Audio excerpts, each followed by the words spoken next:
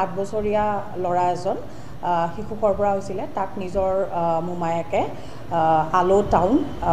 west Siang district Arunachal তাতে এঘৰ মানুহৰ তাত বেছি দিছিলে 50,000 টকা লৈ আৰু সেই মানুহজনে কৈছিলে কি ল'ৰাটোৰ মাক দেউতাক ঢুকাইছে বুলি মিছা কথা কৈ পেলাই ষড়যন্ত্ৰ কৰি পেলাই বাচ্চাটো লৈ গৈছিলে বাচ্চাটোৰ ষ্টেপ ফাদাৰ আছে নিজৰ দেউতাক নাই আৰু মাকজন আছে দুইজনে ডেফ এণ্ড ডাম্প হয় তো মাক বাপেকে গম পোৱা নাছিলে কি ল'ৰাটো যে এনেকৈ লৈ গৈছে আৰু বেলেগত যে বেছি দিছিলে আমাৰ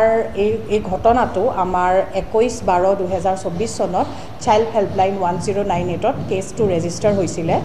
আৰু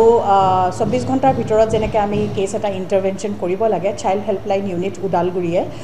22 তাৰিখে 22/12/2024 তেখেতসকল গৈছিলে এড্ৰেছত এজ পাৰ কমপ্লেইণ্টত যিটো এড্ৰেছ দিয়া হৈছিলে তালৈকে আমাৰ টীম গৈছিলে